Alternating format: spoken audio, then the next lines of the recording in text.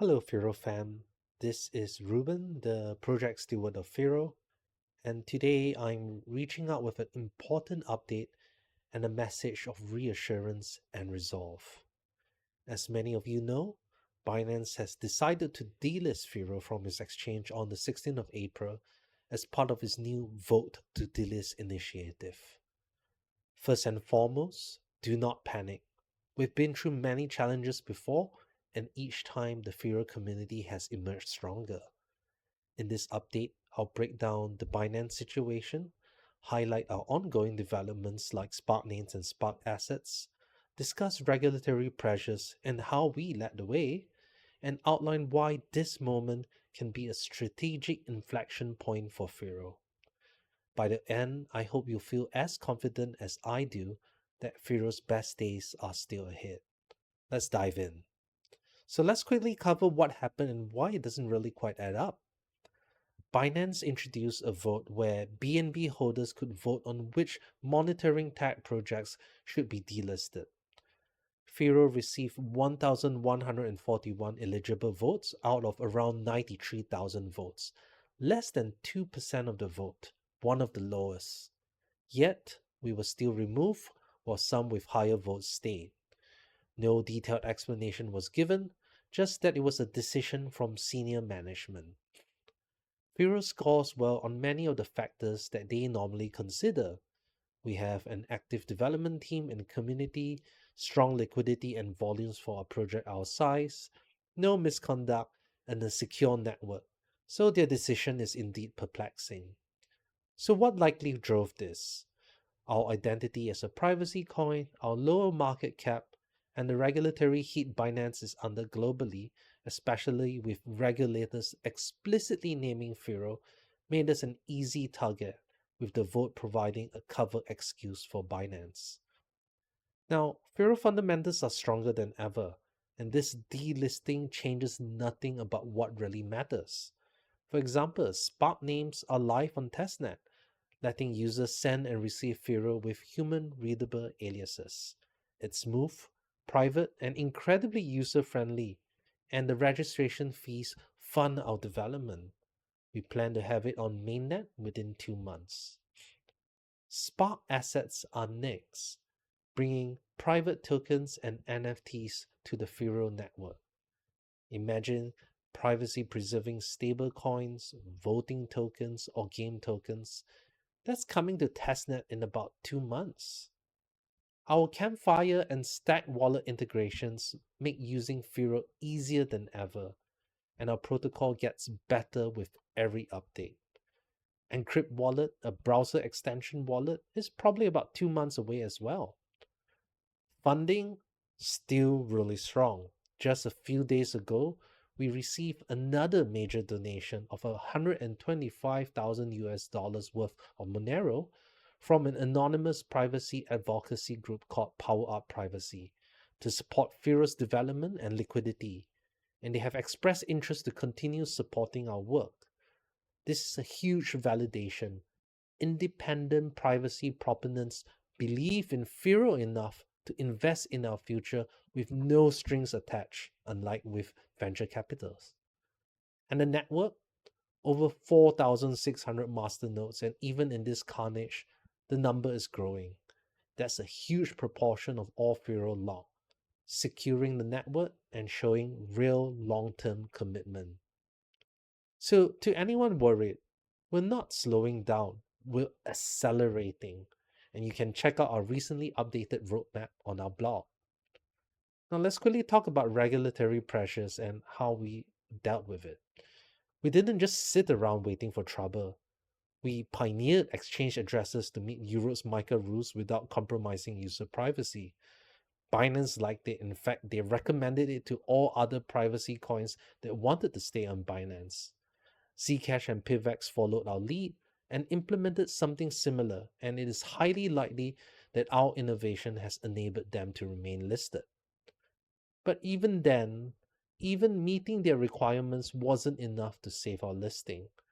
We were initially assured that compliance would remove the monitoring tag, but at the very last minute, they decided to keep it on indefinitely due to regulatory pressure.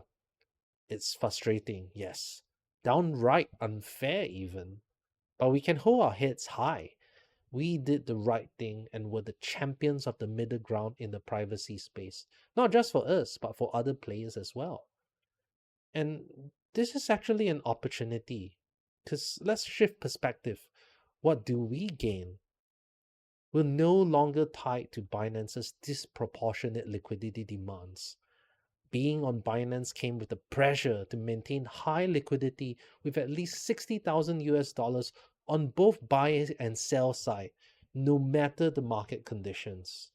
We had to engage market makers and run liquidity mining campaigns to tighten the order books. Often they are disproportionate for our size.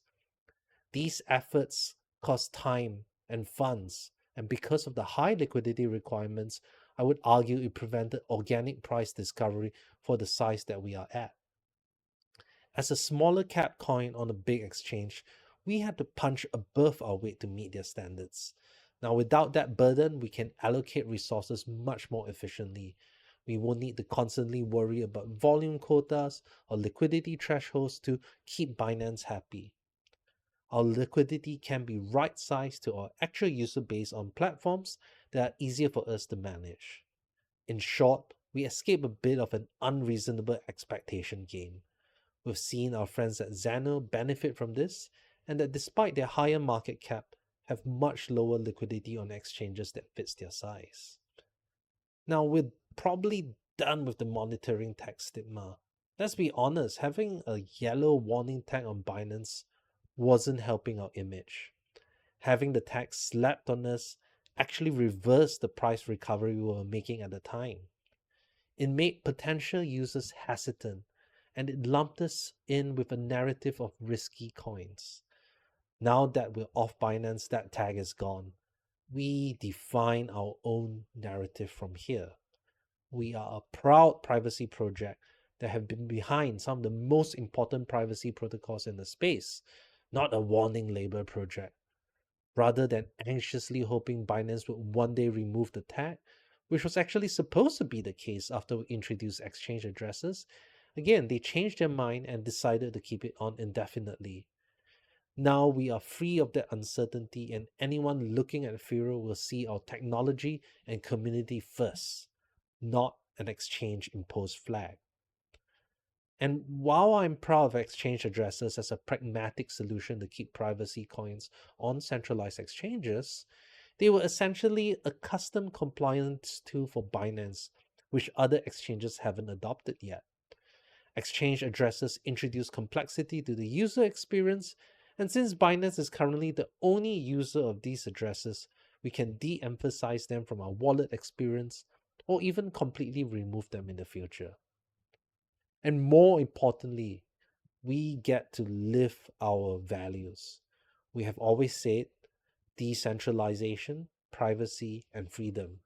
Well, now it's time to walk that talk. Time to focus on FiroDEX, BasicSwap, Bison wallet, and look deeper into Sarai and layer swap integrations. And we're not alone. Others have recovered, and so will we. Monero was delisted by Binance in 2024, and their price dropped by 40%.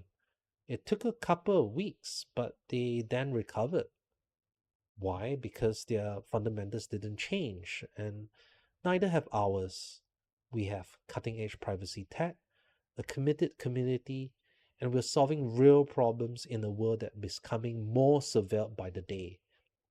Firo fills a niche that even Monero will probably never fill.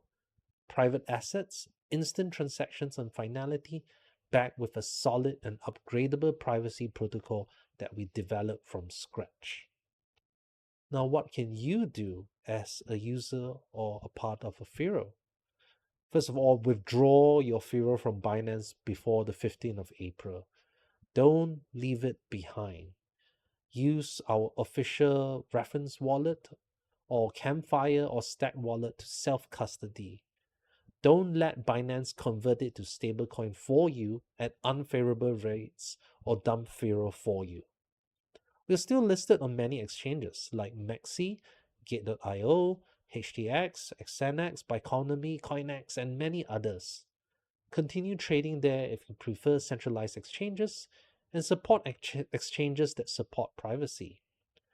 You might notice lower liquidity on the books on all venues during this volatile period as market makers stay out to manage their risks. You can even try providing liquidity on exchanges like TradeOgre or NonKYC.io, both privacy supporting centralized exchanges. And I think now is a better time than ever to explore DEX options.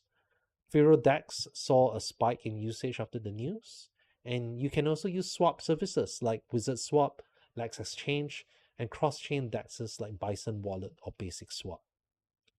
You can also run Masternode or mine Firo, join our forums, help new users, be part of the grassroots movement. I see many of you helping people out, and I thank you for that.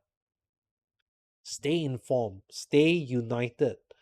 We'll share updates on how Binance intends to deal with the BEP20 Firo on BNB chain, any other new developments, and everything in between. Now, in closing, this is just the beginning. Firo is here to stay. Yes, this Binance delisting is a setback in the short term, but it is also a new beginning in many ways. We are taking this as an opportunity to renew our commitment to privacy and decentralization. Our development roadmap is unaffected. If anything, we're more driven to show what Firo can do. Spark names, spark assets, right on the horizon, privacy tech leadership, community empowerment, those are our focus. So don't give in to fear. This is our moment to prove that true decentralization can't be delisted. And we have something special. Lelantus Spark is one of the most advanced and robust privacy protocols on the planet and has inspired designs in Monero, Beam, and many others. Our community is vibrant, from devs and researchers to masternode operators and evangelists.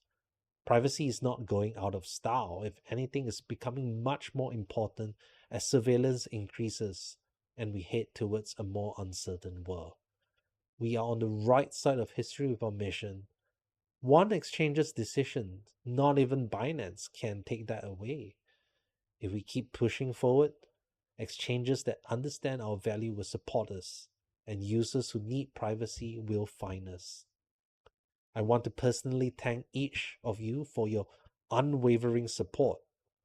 Over the years, we've weathered many storms together, be it market downturns, a 51% attack, hacker attacks, investor attacks, and now this. Every time, the Firo Fam has proven to be resilient, passionate, and principled. We've been around since 2016. I think that's got to count for something. This instance is no different. The outpouring of positive feedback and we've got your back messages after the delisting announcement has been amazing. It reminds us why we do this, for the people who believe in financial privacy and freedom. Also, a huge thanks to those who donate to us to keep our work going, especially Power Up Privacy, Arcadia Group, and the many unsung heroes who have contributed to the Firo Community Crowdfunding Initiatives.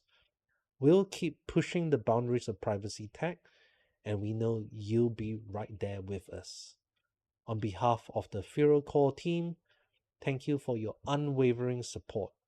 Let's keep building a future where privacy and freedom are not just ideals, but a reality one block at a time. Stay free, stay private, and stay Firo.